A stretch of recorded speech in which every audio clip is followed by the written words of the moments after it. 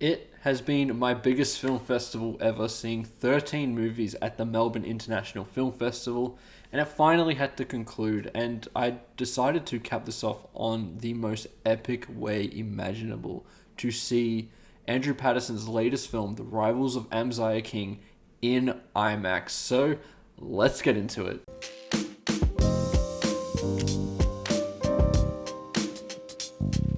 So this was a pretty special screening. I mean, Andrew Patterson was in attendance for the screening. He did a Q&A and a little bit of an introduction before the film. I think it was maybe the 6th screening of this movie ever. And Andrew Patterson said that the IMAX screen is probably the biggest screen that this movie will ever be presented on. IMAX Melbourne is the biggest screen in the Southern Hemisphere. So it was a pretty awesome experience to see it, even though this film wasn't tailor-made to an IMAX screen, as it specifically states before it starts. But you still get it completely enhanced with the amazing sound that this movie presents. And for a good portion of this movie, I thought that this was going to be my film of the fest and one of my favorite movies of the entire year, because the first hour of The Rivals of Amziah King was incredibly special in what it manages to achieve. For this portion of the movie, the film follows Matthew McConaughey, who is a beekeeper in this small rural town, and a lot of this is the beauty of community and what that really is like in a small town. I think in films, a lot of the time when a small town is kind of depicted, it is done in the most stereotypical fashion possible. It doesn't do justice to these areas. If you go on any kind of road trip or something, or if you are from these areas, you know that there's a lot more nuance to it, and the people there are a little bit more than what a lot of movies tend to make them out to be. And The Rivals of Amziah King presents that nuance in such a fashion that just felt really refreshing to see a community that doesn't exactly follow social norms from more polite society and the way that they are going about in the world. There's something really beautiful about this film, and there's so much nuance here that I really appreciated. The film feels so electric with its incredibly amazing editing, some of the best editing I've seen all year. The amazing performance from Matthew McConaughey. This is the first movie he's done since The Gentleman, and you can understand why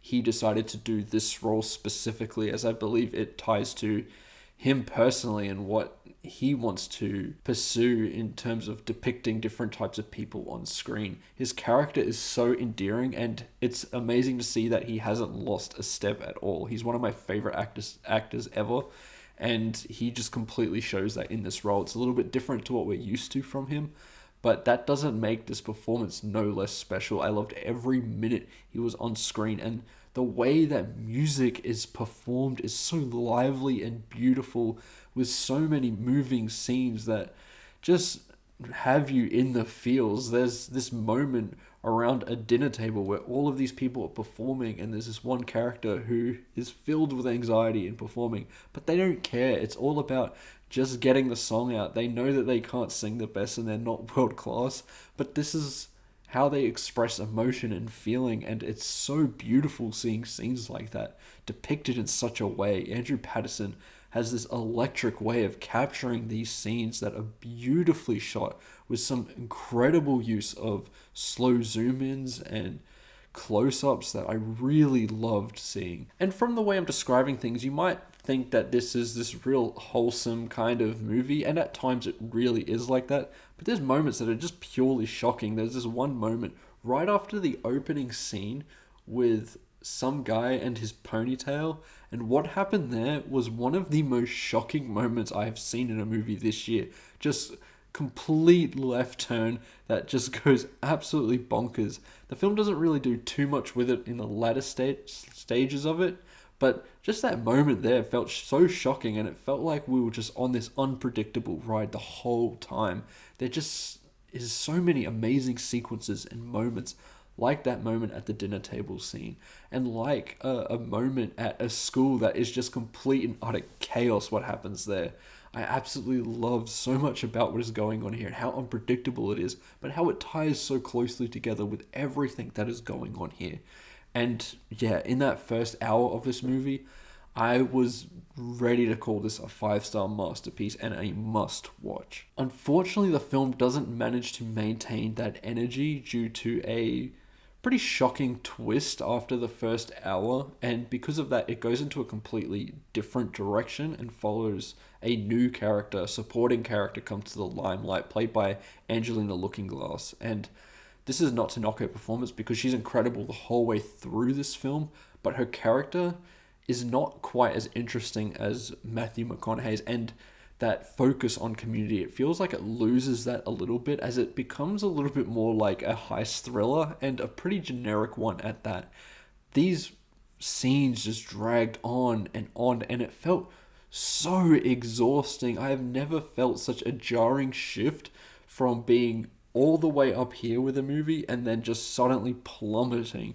Like, if the opening hour of this movie is like a 5 out of 5, the latter hour and 20 minutes is like a 2 to 2.5. It's just so just average and was so exhausting to me. I just couldn't quite get into it, and I couldn't buy into Angelina Lookingglass's character and some of the actions that she decides to take in this film. I mean, it goes down some interesting routes that just feel like way out of left turn, that betrays some of what it's going for originally and don't quite do a lot of this amazing setup justice at all, and it just never manages to find that momentum again after this out of left turn twist that completely derails the film, in my opinion. And as we're going through these moments, these heist moments of taking something down a river at night and being all stealthy and all of these things that aren't done quite as well and things that I've seen before, I was just urgently missing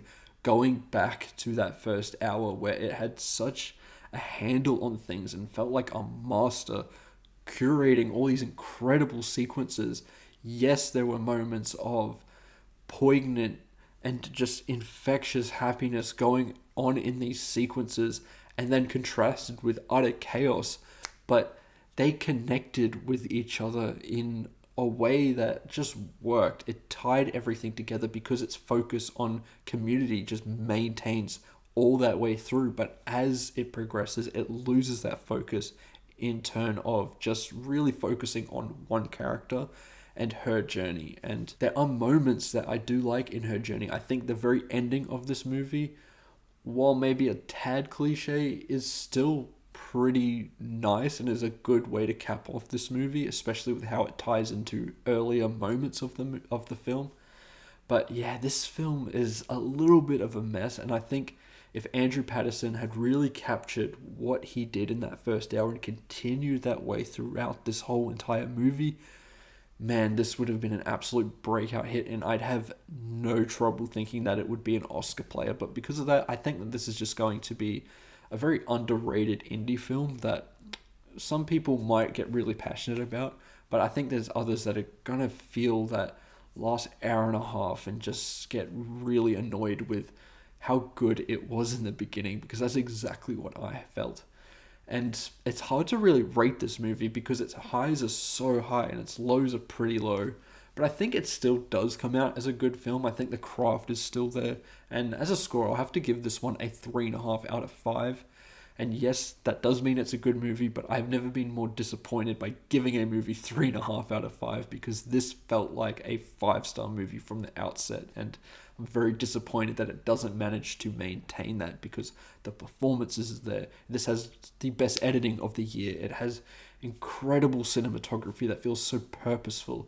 There is a real passion behind the camera that Andrew Patterson has, and his earnestness in trying to depict the South in a way that Hollywood doesn't really do very often is something I really appreciate. And as someone who has spent, just a single day in the South, and being kind of blown away by how it actually is versus how it's depicted in media, I felt like this film closely resembled that a lot more than some other movies do. And I absolutely love that, and I want to see more of that in film, because we need that nuance in stories and depicting certain people. Not everyone has the same life, and I think that's the beauty of film, and that's the beauty of this movie. But it just loses that, unfortunately. But still, a good movie and a solid way to wrap up this festival. And I do recommend you check this one out. But those are my thoughts towards the Rivals of Amziah King. If you've seen the movie, let me know what you think about it in the comments below. I'd love to hear your thoughts. That concludes my MIFF coverage of all the films that I saw at the fest. It has been a pretty excellent film festival. Maybe not the best one I've been to, but in terms of seeing filmmakers and hearing their perspectives and everything like that, this film festival was one of the best ones I've been to in the country, and I appreciate that. I love going to all the fests, and this is perhaps the last major film festival in Australia that I have now been to, which is just great to tick off my list. Now that the Australian ones are done, hopefully we can go worldwide. Venice is the first big one I really want to attend, and that is my goal. So we'll see how we go. But anyway, those are my thoughts. Remember to like and subscribe, and I'll see you in the next one. Goodbye.